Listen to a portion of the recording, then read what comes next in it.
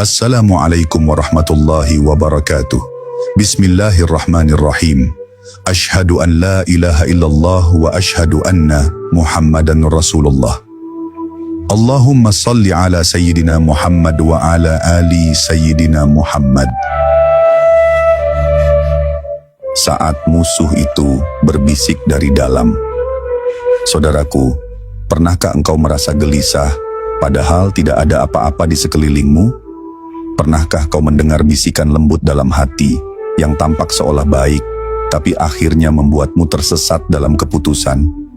Itulah saat musuhmu datang, bukan dari luar, tapi dari dalam dirimu sendiri. Surat An-Nas, surat terakhir dalam Al-Quran, sering kita baca sebagai penutup, sebagai perlindungan. Namun sedikit yang menyadari bahwa ia menyimpan rahasia mistik yang begitu dalam. Bukan hanya perlindungan dari gangguan luar, tapi peringatan dari bisikan halus dalam jiwa.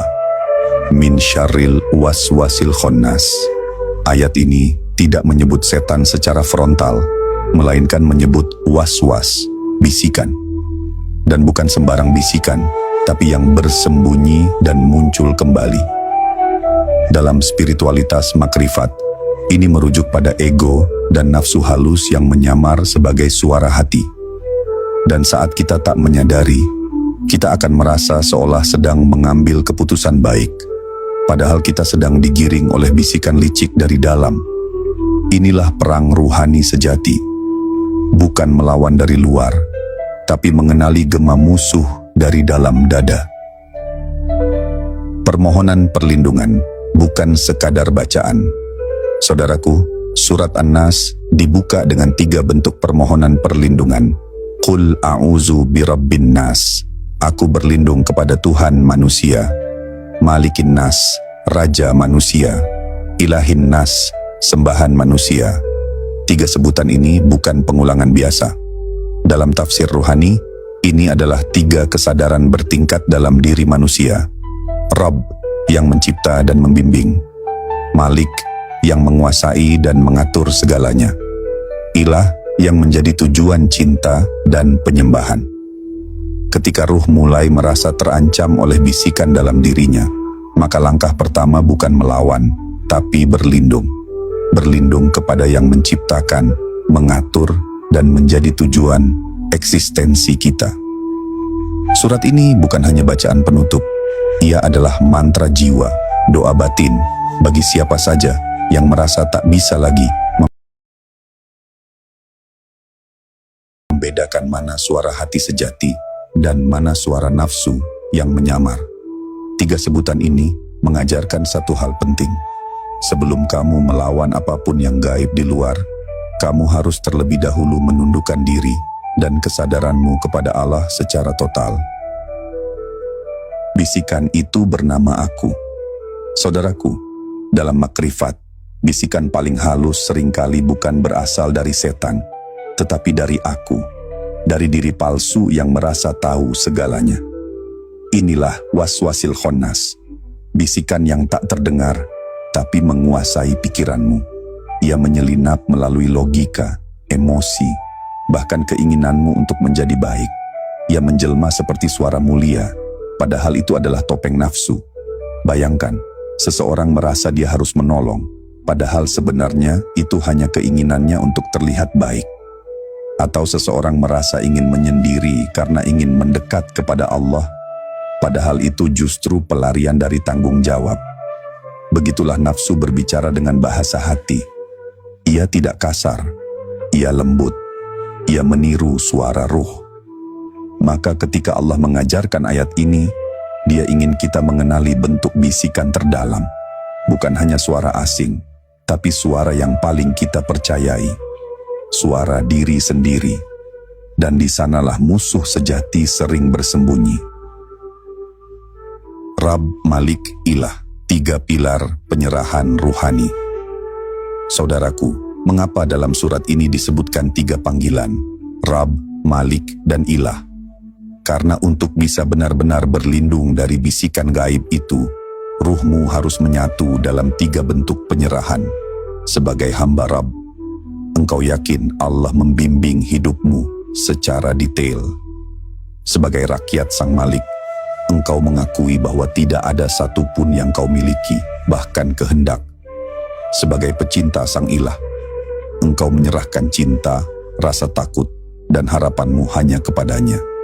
3 dimensi ini adalah benteng ruhani. Rabb adalah kesadaran awal. Malik adalah pengakuan bahwa kita tidak punya kendali. Ilah adalah cinta yang menghancurkan semua ilusi selainnya. Ketika ruh berada dalam 3 lapisan penyerahan ini, maka bisikan apapun, sehalus apapun, tidak akan bisa menembus. Sebab ruh telah menyatu dengan zat yang menjadi asalnya. Inilah rahasia makrifat dari surat An-Nas. Ia bukan hanya permohonan perlindungan, tapi peta penyerahan spiritual menuju keheningan ruhani. Khannas, bisikan yang meniru cahaya. Saudaraku, Khannas berasal dari akar kata yang berarti bersembunyi, lalu kembali muncul. Ia bukan musuh yang datang langsung, tapi yang hadir diam-diam, lalu hilang saat zikir, lalu kembali saat kau lalai. Inilah sifat dari ego tersembunyi. Ia muncul saat hatimu tidak berjaga.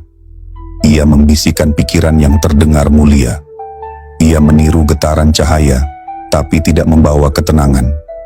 Para sufi mengatakan, kadang setan menjelma seperti niat baik. Maka tidak cukup bagimu hanya punya niat baik, tapi harus disertai kesadaran yang jernih. Dalam tafsir ruhani, Khannas adalah pengecoh.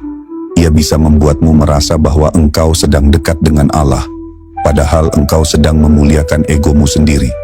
Bagaimana kita membedakannya?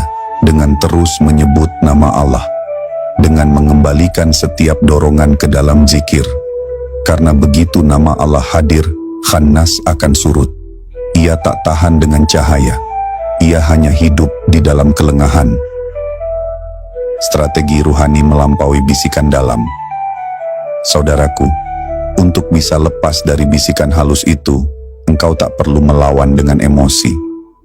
Justru, yang dibutuhkan adalah kesadaran yang diam. Setiap kali muncul suara hati yang mengajakmu melakukan sesuatu, jangan langsung percaya. Tanyakan dalam hati, apakah ini membawa ketenangan atau kegelisahan? Apakah ini membawa cahaya atau sekadar dorongan? Apakah ini datang dengan keikhlasan atau ada motif tersembunyi? Jika engkau tenang, kau bisa mendengarnya.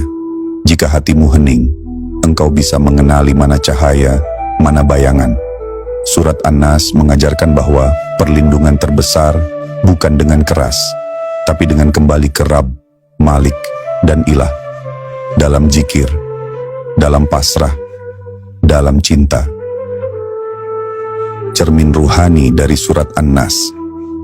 Saudaraku, surat An-Nas bukan sekadar bacaan penutup. Ia adalah cermin ruhani. Ketika engkau membacanya dengan sadar, engkau sedang melihat ke dalam hatimu sendiri.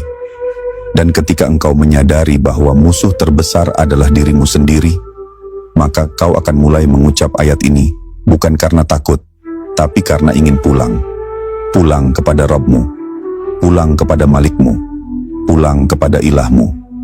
Dan semoga dengan surat ini, ruhmu kembali ke asal cahayanya.